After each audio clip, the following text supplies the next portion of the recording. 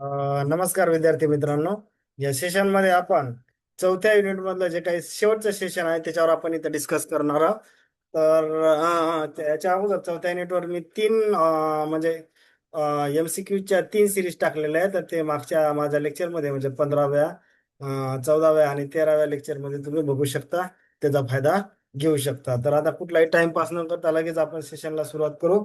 जे विद्यार्थी पहिल्यांदा माझ्या चॅनलला व्हिजिट देत असतील किंवा पहिल्यांदाच चॅनलला भेट दिली असेल त्या विद्यार्थ्यांना रिक्वेस्ट आहे की आय टी प्रिन्सिपल गट ब चे जवळपास मी थेरी लेक्चर सुद्धा पूर्ण सिलेबस शिकवला आणि सध्या मी MCQ सुद्धा लेक्चर सिरीज चालू केलेली आहे. प्लेलिस्ट मध्ये जाऊन ते आपण त्याचा फायदा घेऊ शकता. बघा आता पहिला क्वेश्चन नंबर 121. आणि जर काही वाटलं चांगलं म्हणजे चांगले ऑब्जेक्टिव्ह वाटत असतील तर चॅनलला सबस्क्राईब करा. बाकी कुठलाही म्हणजे इश्यू नाही. बघा आता, what is the full form of, एक मिनिट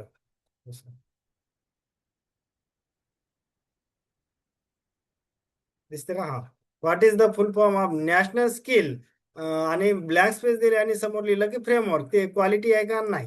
नंतर क्वांटिटी फ्रेमवर्क आहे का? नाही. कोरम नाही. तर ते काय? NSQ म्हणजे नॅशनल स्किल क्वालिफिकेशन फ्रेमवर्क आहे. म्हणून ऑप्शन नंबर 4 हे इथं करेक्ट आहे. आता बघा, दुसरा प्रश्न आपल्याला 122 मधला विचारलेला आहे की choose the correct sentence. Correct sentence आपल्याला इथं विचारलेला आहे की करेक्ट सेंटेन्स कोणता. पहिलं सेंटेन्स काय दिलं? सॉरी, इथं याला ए कन्सिडर करा आणि याला सुद्धा बी कन्सिडर करा, म्हणजे आपल्याला ते ऑप्शन मध्ये मॅच होतील. आणि हे ऑप्शन नंबर 1 कसं कन्सिडर करा. NSQ लॉन्च इन 2013, बरोबर आहे. 2013 ला लॉन्च झालं. आता हे NSQ लॉन्च इन 2013 याच्यावर प्रश्न आहे. ITI प्रिन्सिपल गट त्याचं साधं वर्ष विचारलं की NSQ लॉन्च कधी झालं किंवा NSQ स्टार्टेड इन, तर ते 2013 ऑप्शन दिलेलं होतं तिथं. तर त्याच्यामुळे इयर महत्वाचं आहे आपल्यासाठी. NSQ rationalize or improve in 2023, बरोबर आहे. 2023 म्हणजे 10 वर्षांनी त्याला याचा NEP 2020चा भाग म्हणून 2023 ला पुन्हा त्याला रिवाइज केलं. म्हणून 2013 आणि 2023 हे दोन्ही वर्ष आपल्यासाठी महत्वाचे आहे. तर ऑप्शन नंबर 3 ए आणि बी दोन्ही सेंटेन्स करेक्ट आहे. क्वेश्चन नंबर 123 बघा. NSQ launch by the government of India on, कधी एक स्पेसिफिक तारीख, तर त्याचं 123च त्याचं उत्तर 4 आहे. 27 डिसेंबर 2013. कारण की काय की NSQ फार एक्झामच्या दृष्टिकोनातून महत्वाचा आहे. जर आपण ITI प्रिन्सिपल गट जे फेब्रुवारी मध्ये एक्झाम झाली ते जर बघितले तर त्याच्यावर NSQ याच टॉपिकवर 2 ऑब्जेक्टिव्ह आलेले आहेत. एकदा इयर विचारलं आणि त्याचं एक काय आउटकम बेस किंवा ते हे विचारलं कशा प्रकारचं फ्रेमवर्क. म्हणून त्याच्यामुळे आपण डिटेल इथं अभ्यास करू की 27 डिसेंबर ही सुद्धा एक तारीख आपण इथं लक्षात ठेवू. म्हणजे एकदम क्लोज जरी विचारलं तुम्हाला तर NSQ कधी स्टॅब्लिश झालं 27 डिसेंबर असं जरी ऑप्शन मध्ये असलं तरी आपल्याला उत्तर द्यायला मदत होते. बघा आता 124. NSQ works under the ministry, कोणत्या अंतर्गत? MSD आहे का? Ministry of skill development and enterprise? नाही.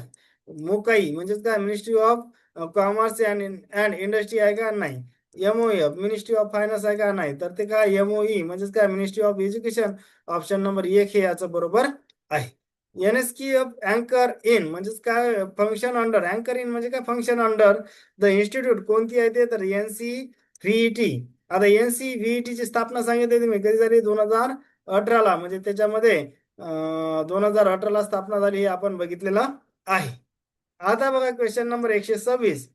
Is the apex body for NSQ कोणती आहे? तर NCVET त्याचं उत्तर आहे. अपेक्स बॉडी आहे ती NSQF साठी. 127 नंबरचा क्वेश्चन बघू की NSQF इज द, बघा हा क्वेश्चन सुद्धा ITI प्रिन्सिपल गट जे फेब्रुवारी मध्ये एक्झाम झाली त्यामध्ये विचारलेला की NSQF is a outcome and competency based framework आहे ते. त्याच्यामुळे ऑप्शन नंबर 1 हे उत्तर काय? जनरल वगैरे नाही, नॉर्मल नाही, सायंटिफिक नाही, म्हणजेच काय? Outcome and competency base framework आहे ते. नंतर 128 बघू आपण question number 100. NSQF organize the qualification according to the series level of. हे सगळ्याच आहे, म्हणजे स्किल येऊ द्या, नॉलेज येऊ द्या, ऍप्टिट्यूड येऊ द्या, रिस्पॉन्सिबिलिटी येऊ द्या, ऑटोनॉमी येऊ द्या. इथं ABCDE म्हणजे इथं हे असं ई आहे. हे ई म्हणजे काय? ऑटोनॉमी असं ऑप्शन. ऑटोनॉमी येऊ द्या, कॉम्प्लेक्सिटी येऊ द्या, सगळे आहे. म्हणजे त्याचा स्किल असू द्या, नॉलेज असू द्या, ऍप्टिट्यूड असू द्या, रिस्पॉन्सिबिलिटी, ऑटोनॉमी आणि कॉम्प्लेक्सिटी हे सगळे पॉईंट आहे. म्हणून ऑप्शन नंबर 4 हे इथं करेक्ट उत्तर असणार आहे.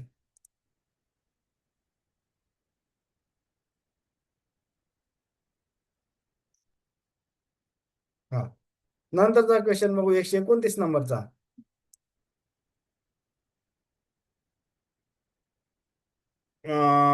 NSQ to NSQ consider the NSQ कसा आहे तर फॉर्मल एज्युकेशन कन्सिडर करते का? हो.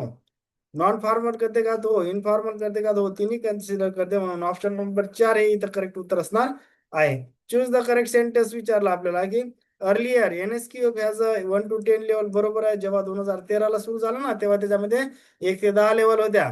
2023 पासून त्याच्यामध्ये 1 ते 8च लेवल आहेत. जर परीक्षेत क्वेश्चन आला तर किती आहे सध्या? तर सध्या 1 ते 8 लेवल आहे. त्याच्यामुळे ऑप्शन नंबर जर बघायचं तिथे 1 ते 10 आहे का 1 ते 8 आहे.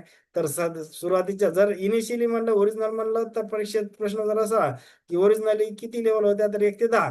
सध्या किती आहे असं जर विचारलं तर 1 ते 8 आहे. नंतर level 1 represent lower complexity and lower level 8 represent higher complexity. बरोबर आहे. त्यामुळे ऑप्शन नंबर 3 हे करेक्ट उत्तर असणार आहे. नंतर 131 मध्ये काय सांगितलं? फीचर ऑफ द NSQ चे feature provide the recognise of the priorly RPL provide करते. बरोबर. इनेबल MEME म्हणजे काय? Multiple entry multiple exit. बरोबर. नंतर outcome and competency base education आहे हे सुद्धा आपण बघितलं. त्याच्यामुळे ऑप्शन नंबर 4 हे करेक्ट उत्तर असणार आहे. क्वेश्चन नंबर 132 बघा आता. NSQ लेवल डिस्क्रिप्टर डोमेन्स कोणते? 5 डोमेन असतात त्याच्यामध्ये, हे लक्षात घ्या. तर याच्यावर प्रश्न आला नाही परंतु याच्यावर येऊ शकते. म्हणजे काय? प्रोफेशनल थेरॉटिकल नॉलेज असलं पाहिजे का? हो. Professional and technical skill expertise हे सुद्धा बरोबर आहे. Aptitude mindset soft skill employment readiness and entrepreneurship skill हे सुद्धा बरोबर आहे. नंतर ब्रॉड लर्निंग आउटकम बरोबर. लेवल ऑफ द रिस्पॉन्सिबिलिटी बरोबर. म्हणून हे सगळे आहेत. तर त्याच्यामुळे क्वेश्चन नंबर ऑप्शन नंबर 4 हे इथं करेक्ट उत्तर असणार आहे. The UGC has also mandate that up to किती विचारले? ब्लँक स्पेस दिली. Of the total credit requirement and UGPG program can be fulfil through the skill course including NSQ of align qualification. ते 50% आहे. म्हणजे हे ऑप्शन जर चुकून आलं UGC किती टक्के सांगितलं तर ते 50% आहे. त्याच्यामुळे ऑप्शन नंबर 2 हे इथं करेक्ट उत्तर असणार आहे. नंतरचा प्रश्न बघूया आता. Question number 134. What is the full form of ABC? मग ABCचा फुल फॉर्म काय? अकॅडमिक काय असते ते की बॅलन्स आहे का नाही? अरे इथं अकॅडमी हे बँक आहे ऑप्शन. इथं बी कन्सिडर करा मग उत्तर सापडेल त्याला. हे चुकून माझा रँक झाला. याला असं बँक वाचायचं आहे वाचताना. अकॅडमिक बँक हे ब्रेन आहे का नाही?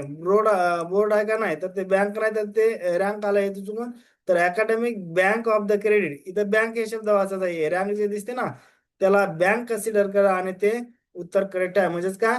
Academic bank of the credit म्हणजेच ऑप्शन नंबर 2 हे बरोबर आहे. 135 बघा आता. ABC to introduce by the ministry. कोणत्या मिनिस्ट्रीनं ABC ID इंट्रोड्यूस केला? तर MOE म्हणजे काय? Ministry of education. त्याच्यामुळे 135च ऑप्शन नंबर किती असणार आहे? 1. आता बघा 136 प्रश्न. ABC रेग्युलेटेड बाय कोण रेग्युलेटेड करते? तर UGC ने आणलेला आहे ते. त्यामुळे ऑप्शन नंबर 2 हे करेक्ट आहे. ABC लॉन्च इन 2021 ला लॉन्च केले. जर आपल्याला एकदम डीप मध्ये गेला आणि तर त्याचं उत्तर काय? जुलै आहे. आपण 2021 हे तर लक्षात ठेवणार आहे परंतु महिना सुद्धा लक्षात ठेवू आपण. 137च उत्तर 3 जुलै 2021 ला ABC म्हणजेच काय? अकॅडमिक बँक क्रेडिट ही कन्सेप्ट सुरू केलेली आहे. Choose the correct sentence. 138 मध्ये बघा काय सांगितलं? Main objective of the ABC is to create flexible learner friendly education system. बरोबर. कुठेही चुकीचं नाही. नंतर learning achievement can be recognize stored and use throughout the person life. बरोबर. याच्यामध्ये कुठलंही चुकीचं आपल्याला वाटत नाही. त्यामुळे आपण ऑप्शन नंबर 3 ए आणि बी दोन्ही सत्य आहेत किंवा दोन्ही ट्रू आहेत. म्हणून ऑप्शन नंबर 3 हे याचं करेक्ट उत्तर असणार आहे. Question number 139. ABC is the key component of. कशाचा की कंपोनंट आहे? Digital public infrastructure. म्हणून option number 1 digital private infrastructure नाही. डिजिटल सर्व्हिस इन्फ्रास्ट्रक्चर नाही. डिजिटल डाटा पब्लिक इन्फ्रास्ट्रक्चर नाही. तर DPI म्हणजे काय? डिजिटल पब्लिक इन्फ्रास्ट्रक्चरचा हे पार्ट आहे. ऑप्शन नंबर 1 हे करेक्ट उत्तर असणार आहे. Option number 1. नंतर 140 बघू आता. Choose the correct sentence. आपल्याला करेक्ट सेंटेन्स ओळखायचं आहे. तर ABC and APAAR are different but they are connected. बरोबर. दोन्ही वेगवेगळ्या परंतु ते इंटरलिंक आहेत. ABC store the student academic credit earn from the recognize institute, बरोबर आहे, कारण की त्याच्यासाठी एबीसी आयडी तयार करण्यात आले ना. नंतर APAAR provide the unique lifelong student ID to track student academic journey, त्या विद्यार्थ्याची स्टुडंट अकॅडमिक जर्नी ट्रॅक करण्यासाठी हे स्टुडंट आयडी आहे एक, म्हणजे नेशन वाईज किंवा भारतात एक युनिक आयडी आहे, तर त्याचं बरोबर आहे. त्याच्यामुळे ते तिन्ही सेंटेन्स बरोबर आहे. ऑप्शन नंबर 4 हे इथं करेक्ट उत्तर असणार आहे. क्वेश्चन बघू आता 141. चूज द करेक्ट नॅड म्हणजेच काय, national academic depository implement through the digit locker, बरोबर. नंतर digit locker launch in 1 July 2015. Digit locker works in the digital India. नंतर डिजिटल इंडिया लॉन्च इन 1 जुलै 2015. चारही बरोबर आहे. ऑप्शन नंबर 4 हे करेक्ट आहे. डिजिटल इंडियाची तारीख लक्षात ठेवायची आहे. स्किल इंडियाची किती आहे, 15 सप्टेंबर 2015, हे लक्षात ठेवायचे आहेत सगळ्या तारीख. नंतर मेक इन इंडियाची किती आहे, 25 सप्टेंबर 2014. ICDS प्रोग्रामची किती आहे, 2 October 1975. Midday meal scheme कधी आहे, 1975. नंतर अशा काही काही महत्वाच्या तारखा, जसं Kothari commission 1964, Radhakrishna commission 1948, UGC ची स्थापना 53, AICT ची 45, अशा काही काही फॅक्च्युअल गोष्टी आपल्याला पाठ पाहिजे. SSA सर्व शिक्षा अभियान 2001 आहे. बघा आता question number 142. What is the full form of अपार? ऑटोमेटेड परमनंट ऍडमिनिंग अकाउंट रजिस्ट्री अजिबात नाही, दूर संबंध नाही. ऑटोमॅटिक शब्द नाही, ते ऑटोमेटेड आहे, त्याच्यामुळे हे सुद्धा दुसरं सुद्धा चूक आहे. परीक्षेत बघायचं ऑटोमॅटिक आहे काय, ऑटोमेटेड आहे. ऑटोमॅटिक लिहून दे, फास्ट मध्ये आपल्याला कळत नाही, आपण ऑटोमॅटिक वर टिक करून देतो. ऑटोमॅटिक शब्द नाही, तो ऑटोमेटेड आहे. म्हणून ऑप्शन नंबर 3 एक करेक्ट आहे. Automated permanent academic account registry, option number 3 हे करेक्ट उत्तर असणार आहे. अपार आयडी इज काय, तो अपार आयडी तर वन नेशन वन आयडी आहे ना, तो एक देश एक आयडी, म्हणून ऑप्शन नंबर 4 हे करेक्ट उत्तर आहे. One nation one ID. One student one ID नाही, वन कॉलेज वन आयडी हे सुद्धा नाही, वन युनिव्हर्सिटी वन आयडी नाही, तर ते वन नेशन वन आयडी आहे. म्हणून ऑप्शन नंबर 4 हे इथं करेक्ट आहे. बघा आता, अपार इज आयडी किती डिजिटचा आयडी आहे, ते 10 डिजिटचा आहे का नाही, 6 डिजिटचा आहे का नाही, 8 आहे का नाही, तर 12 डिजिटचा आयडी आहे. बघा आता क्वेश्चन नंबर थोडस मी क्लिअर करतो, म्हणजे आपल्याला ते व्यवस्थित दिसत. Question number 145. अपार इंट्रोड्यूस बाय, कोणी इंट्रोड्यूस केलेला आहे अपार, तर अपार हे सुद्धा मिनिस्ट्री ऑफ एज्युकेशन म्हणजे MOE म्हणतो आपण त्याला, तर ते सुद्धा MSD नाही, MOC आहे म्हणजे ministry of commerce and industry हे आहे का नाही, MOF म्हणजे मिनिस्ट्री ऑफ फायनान्स आहे का, हे नाही, म्हणजे तिन्ही सुद्धा नाही, तर त्याचं करेक्ट उत्तर आहे मिनिस्ट्री ऑफ एज्युकेशन. नंतर 146 क्रिएटेड एबीसी आयडी बाय, कशा थ्रू, ADIC डिजी लॉकर, 2 वेळा झाला का डिजी लॉकर, बरोबर बरोबर. एक मध्ये डिजी लॉकर दिलेला आहे का ऑप्शन, हा एक, आणि याच्यामध्ये 3 मध्ये डिजी लॉकर. आता ते चुकून माझ्यानं डिजी लॉक नाही, डिजी इंडिया सुद्धा नाही, तर त्याचं उत्तर 1 आणि 3 असं दोन्ही लक्षात द्या. ते चुकून मला ऑप्शन देताना तिथं वेगळं द्यायचं होतं, दोन्हीकडे डिजी लॉकर झालं, त्याच्यामुळे 1 आणि 3 हे दोन्ही कन्सिडर इथं बरोबर करा. म्हणजे ते काय, created ABC ID bye digi locker through create होते, त्याच्यामुळे इथं 2 जागेवर, म्हणजे ऑप्शन नंबर 1 ला सुद्धा मी माझा डिजी लॉकर झाला, आणि 3 ला डिजी लॉकर झाला, म्हणून ते दोन्ही बरोबर कन्सिडर आहेत, असं कन्सिडर करा. क्वेश्चन नंबर 147 बघू. Specific requirement for ABC ID. ABC ID जो असते अकॅडमिक बँक क्रेडिट, जनरली हे हायर एज्युकेशन साठी असते, म्हणजे एज ऑफ 16 अँड अबव, म्हणून ऑप्शन नंबर 1 हे याचं करेक्ट उत्तर असणार आहे. Question number 148. APAAR ID is for, APAAR ID school आणि higher, school to higher education साठी असते, म्हणून ऑप्शन नंबर 1 हे इथं करेक्ट उत्तर असणार आहे. 148 पर्यंत आलो आपण. 149 नंबरचा क्वेश्चन. अपार लॉन्च थ्रू द CSC म्हणजेच काय, कॉमन सर्व्हिस सेंटर 2024 ला लॉन्च झालेला आहे, त्याच्या through. 150. What is the full form of DST system, DSTचं काय फुल फॉर्म आहे, ब्लँक स्पेस दिली आपल्याला, सिस्टीम ऑफ ट्रेनिंग, डबल आहे का नाही, तर त्याचं उत्तर आहे डुएल, डू नाही, डोमेन नाही, म्हणून ऑप्शन नंबर 2 DST म्हणजेच काय, dual system of the training. DST scheme launch by MSD in कोणत्या साली लॉन्च केली, 2016. आता बऱ्याच ठिकाणी 2019 सुद्धा तुम्हाला दिसत असेल, परंतु रिअल मध्ये ते 2016 ला ड्युएल स्किल ट्रेनिंग हे यूज झालेले आहे. आता हा डेटा कुठून घेतला मी PIBच्या साईटवरून घेतला, म्हणजे तो ऑथराइज डेटा आहे. त्याच्यामुळे DST स्कीम जर लॉन्च आली तर ते 2016ला MSD म्हणजेच काय मिनिस्ट्री ऑफ स्किल डेव्हलपमेंट आणि एंटरप्रेनरशिप यांनी सुरू केलेली आहे 2016ला. Question number 152, DST scheme implement through digital through implement होते. ऑप्शन नंबर 2 हे बरोबर आहे. Objective of the DST double म्हणजे काय dual system of the training काय enabling industry and establishment to partner with the government and private ITI बरोबर. त्या government ITI private ITIचा इंडस्ट्री सोबत कोऑर्डिनेशन करणे बरोबर आहे. ते fulfil the skill man power requirement बरोबर. Provide on the job training म्हणजेच काय OJT हे सुद्धा बरोबर आहे. ऑप्शन नंबर 4 हे इथं करेक्ट आहे. Duality training in the DST means काय dual training in the DST आपण म्हणलं ना DSTचा full form dual system of the training. मग ड्युएल म्हणजे कोणतं ट्रेनिंग? ड्युएल म्हणजे 2 ट्रेनिंग असतात. एक कुठे द्यायचं आहे इंडस्ट्रीत द्यायचं आहे आणि एक कुठे द्यायचं आहे ते त्याच्या इन्स्टिट्यूट लेवलला. जर ITI कॉलेज असेल तर पहिलं ट्रेनिंग त्याच्या इन्स्टिट्यूट लेवलला म्हणजेच काय ITI मध्ये आणि दुसरं कंपनीत म्हणजेच इंडस्ट्रीमध्ये. म्हणून option number 3 institute training plus industry training म्हणजे 2 जागा त्याला ट्रेनिंग द्यायचं आहे. त्याचं जर ITIचं कॉलेज असेल तर ITI म्हणजे काय इन्स्टिट्यूट ट्रेनिंग आणि त्याला कंपनीचं ट्रेनिंग घ्यायचं असेल तर त्याला इंडस्ट्री ट्रेनिंग. म्हणून ऑप्शन नंबर 3 हे बरोबर आहे. 155 मध्ये बघा choose the correct regarding the course state duration and industry training.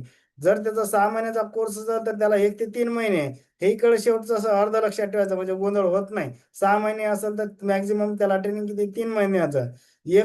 वर्षाचा त्या ट्रेड किंवा कोर्स असेल तर त्याला ट्रेनिंग किती द्यायचं 1 वर्षाच्या निम्मे किती 6 महिने म्हणजे 3 ते 6 महिने. 2 वर्ष असेल तर त्याच्या निम्मे किती 12 महिने म्हणून त्याचं काय 6 ते 12 म्हणजे तिन्ही सेंटेन्स बरोबर आहे.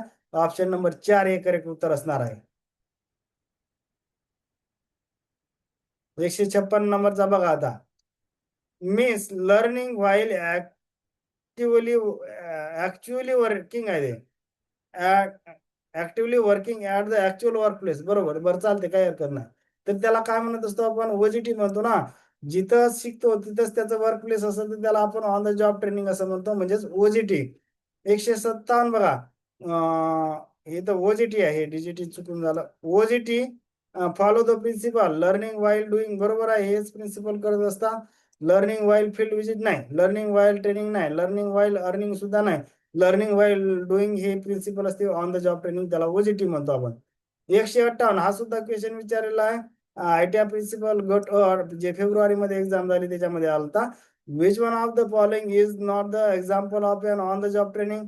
त्यातलं केस स्टडी नाही म्हणजे बाकी सगळे ऑन द जॉब ट्रेनिंगचे उदाहरण आहे.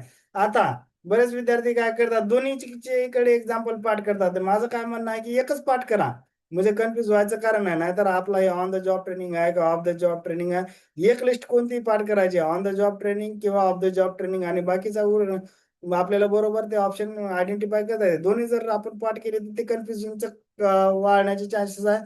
तर ऑन द जॉब ट्रेनिंगचे जर उदाहरण आपण बघितले तर हे कोणतं आहे जॉब इन्स्ट्रक्टर ट्रेनिंग मेंटरिंग असं टेम्पररी प्रमोशन आहे. इथं temporary promotion coaching job rotation apprenticeship internship under study committee assignment हे सगळे ऑन द जॉब ट्रेनिंगचे आहे. परंतु केस स्टडी हा ऑफ द जॉब ट्रेनिंगचा आहे. त्याच्यामुळे ऑप्शन नंबर 2 इथं करेक्ट उत्तर असणार आहे. 159 काय म्हणते मीन्स रिकामी जागा दिली आणि means learning outside the work place or away from the daily work त्याला काय म्हणतो आपण ऑफ द जॉब ट्रेनिंग. 2 नंबरचा ऑप्शन येणार. Question number 160 on the job and off the job are the कोण काय आहेत ते मेथड ऑफ टीचिंग आहेत का नाही मेथड ऑफ फील्ड विजिट आहेत का नाही तर ते काय मेथड ऑफ ट्रेनिंग. त्यामुळे option number 3 method of working नाही त्याच्यामुळे ऑप्शन नंबर 4 येण्याचा संबंध नाही. ऑप्शन नंबर 3 हे करेक्ट उत्तर असणार आहे. होप करतो की बऱ्याच गोष्टी मी फास्ट सांगितलेल्या आहेत. काही जर आपल्याला महत्त्वाचे प्रश्न वाटत असतील तर चॅनलला लाईक सबस्क्राईब आणि शेअर करायला विसरू नका. थँक्यू.